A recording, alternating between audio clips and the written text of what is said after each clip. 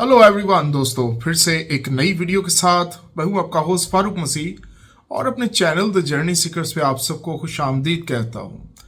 दोस्तों, काफ़ी अरसे के बाद मैंने फिर से वीडियो स्टार्ट की है। मैं काफ़ी बिजी था, अपनी स्टडी में बिजी था, अपनी लाइफ में बिजी था और कुछ क्रिसमस का सीज़न था, तो मैंने कहा क्यों ना यार ज़्यादा से ज़्यादा वक्त अपनी फैमिली के साथ गुजारा जाए। और अब काफ़ी अरसे के बाद मैंने दोबारा स्टार्ट किया है वीडियोस। और ये ना समझें कि मैं आप लोगों की इंक्वायरीज़ को आंसर नहीं करता था, बिल्कुल। मैं अपने फेसबुक के चैनल के ऊपर भी आप लोगों को आंसर करता था और इसके अलावा कमेंट बॉक्स में भी एक्टिव रहता था और इसी तरीके से ये सिलसिला चल रहा था। लेकिन क्योंकि मैं आर्टिकल्स पढ़ता था, ये मेरा एक शौक़ है, मुख्तलिफ गवर्नमेंट के आर्टिकल्स पढ़े जाएँ, तो बहुत सारी न्यूज़ और बहुत सारी इन्फॉर्मेशन मैंने कलेक्ट करके रखी हुई थी और वक्तन फ़वक्तन मैंने प्लान किया था, लेकिन नहीं हो पा रहा था इस तरीके का कोई ज़रिया कि आप लोगों के साथ शेयर किया जाए। तो एक बार फिर से मैं एक नए आर्टिकल के साथ आया हूँ। आपको इसका आर्टिकल जो है वो इस वीडियो की डिस्क्रिप्शन में मिलेगा। तो आर्टिकल कुछ ये हुआ कि 22 जनवरी 2025 इसी साल की बात है, टाइम्स ऑफ माल्टा ने एक आर्टिकल पोस्ट किया कि 2023 में 5 लोग फ्रॉडलेंट नकली रेजिडेंस परमिट के चक्कर में पकड़े गए। उनका केस कुछ इस तरीके से हुआ कि एक बंदा इंडियन था, एक मोरक्कन था, एक लिबियन था, एक पाकिस्तानी था और एक बांग्लादेशी था। 5 लोग।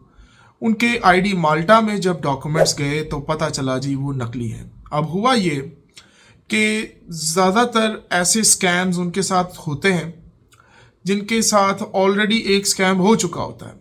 लेट्स से वो माल्टा पहुंचे और उनके कुछ अरसे के बाद ही अब उनको आईडी भी नहीं मिली और उनके एम्प्लॉयर ने उनको टर्मिनेट कर दिया। तो अब उनके पास तो और कोई रास्ता ही नहीं है, डिपोर्ट होने से डरते वो कोई और रास्ता ढूंढते हैं। तो एक मुश्किल से निकल के थोड़ी देर के लिए वो दूसरी मुश्किल में फंस जाते हैं। हुआ कुछ इस तरीके से कि उनको किसी तरीके से, मैं नाम नहीं लेना चाहता, आप आर्टिकल में पढ़ सकते हैं, एक शख्स मिला जिसने उनको प्रॉमिस किया जी कि आपको वो एक नकली आईडी बनाकर दे देगा, आपको आईडी बनाकर देगा और वो आईडी चलेगी भी और उससे आप माल्टा में काम कर सकते हैं। अब उन लोगों को ये चीज़ नहीं पता था कि ये आईडी रिन्यू नहीं होती। उस बंदे के कोई राब्ते थे, उसने आईडी बनवाई और इसमें ये एक पूरा रैकेट आया, उसमें एक बंदा भी पकड़ा गया और आईडी माल्टा के भी कुछ लोग पकड़े गए। तो हुआ कुछ इस तरीके से कि अब वो बंदे जो लिबियन रिफ्यूजी था, मोरक्कन एक वर्क परमिट पे था, पाकिस्तानी भी था, बांग्लादेशी एक स्टूडेंट वीज़े, इंडियन एक स्टूडेंट वीज़े पे था और एक बांग्लादेशी था।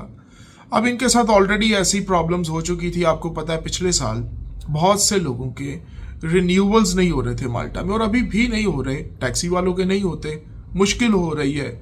इसके अलावा फूड कुरियर वालों के भी प्रॉब्लम्स चल रही हैं। बहुत से जो नॉन स्किल्ड वर्कर्स हैं, क्लीनर्स हैं, उनके लिए भी, उनके भी रिन्यूअल नहीं हो रहे। इस वक्त ऐसा है कि आप जिस कंपनी में हैं बेहतर है आप उसी कंपनी के साथ ही रिन्यू करें।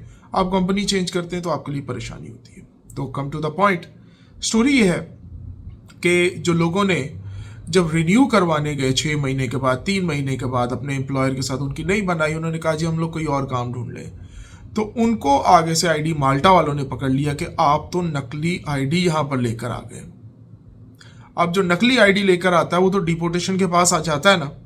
तो उन्होंने 5 ऐसे बंदे पकड़े और फिर वो 5 बंदों ने सारी इन्फॉर्मेशन जो है आईडी माल्टा को, और पुलिस इन्वेस्टिगेशन हुई, पूरी इंटेलिजेंस इसके पीछे आ जाती है कि हमारे मुल्क में यूरोपियन आईडियाँ हैं जो नकली बन रही हैं, नकली परमिट। सोचे वो ये परमिट लेके मुल्क से ही बाहर चले जाते, किसी और मुल्क में चले जाते, क्या हो जाता? कुछ भी कर सकते थे, दहशतगर्दी हो सकती थी, क्राइम हो सकता था। अब आईडी तो ऐसी है नहीं ओरिजिनल के ट्रेस हो जाएगी, तो बंदे के डॉक्यूमेंट तो नकली हैं। तो ये नकली डॉक्यूमेंट के ऊपर नकली आईडियाँ बनी और फिर केस आपके सामने है। आज पूरी दुनिया देख रही है कि माल्टा में ये चीज़ हुई है। लेकिन इंसाफ है, गवर्नमेंट ने लोगों को पकड़ लिया जिन लोगों ने ये हरकत की हैं और अब उनको सख्त से सख्त सज़ाएं मिलेंगी और मज़ीद आगे फ्यूचर में और सख्तियाँ होंगी। जो आईडीज़ अप्लाई करने वाले हैं उनके लिए अब उनको ज़्यादा रिक्वायरमेंट्स होंगी और शायद अगर कोई 10 दिन या 15 दिन में जिनको आईडी मिल जाती थी, अब उनको 3-3, 4-4 महीने भी लगेंगे, क्योंकि ये नकली आईडियाँ सिर्फ माल्टा तक महदूद नहीं रहती, इंसान ये आईडी लेकर, कोई भी इंडिविजुअल किसी और यूरोपियन कंट्री में भी जा सकता है, कोई क्राइम भी कमिट कर सकता है। तो इस वजह से ये बहुत ज़रूरी है भाई कि कोई भी मुश्किल हो आप लीगल रास्ता अप्लाई करें। आप वकील के पास जाएं, आप सॉलिसिटर के पास जाएं, इमिग्रेशन लॉयर आपको मिल जाएंगे, लीगल तरीका अपनाएं। बनिस्बत के आपको अगर कोई झूठ बोलता है कि जी मुझे आप पैसे दे दें और आप आईडी बनवा लें, तो यार आप वो कितनी देर चलाएंगे, बिल आखिर वो पकड़े तो जाएंगे। और फिर आप ऑलरेडी आपको पता होगा कि आप गलत रास्ते से आएंगे, फिर आपका रास्ता डिपोर्टेशन की तरफ ही जाता है। लेकिन जब फर्स्ट टाइम में आपके साथ गलत हुआ है तो फिर आप सॉलिसिटर के पास जाएं, वो आपका पूरा केस हैंडल करे और आपका ये परेशानी इजीली ख़त्म हो सकती है। मैं मानता हूँ इसमें कुछ पैसे ज़रूर लगते हैं, लेकिन एक बार अगर आप इलीगल स्टेटस पे आ जाएं, फिर आपका लीगल होना बहुत मुश्किल है, फिर नियरली इम्पॉसिबल। अगर आप इलीगल हैं तो फिर आपने ऑलरेडी एक क्राइम कमिट कर लिया है, आप इलीगल मुल्क में रह रहे हैं, फिर आपको माल्टा गवर्नमेंट या कोई भी यूरोपियन गवर्नमेंट आपको मुल्क से बाहर ही करती है। तो उम्मीद है दोस्तों आर्टिकल भी पसंद आया होगा, ये वीडियो भी पसंद आई होगी और आपको इससे कुछ ना कुछ मालूमात मिली होगी। मज़ीद ऐसी इन्फॉर्मेटिव वीडियोस के लिए दोस्तों मेरे चैनल को लाइक, सब्सक्राइब और शेयर करना ना भूलिए। Thank you very much. Good bye.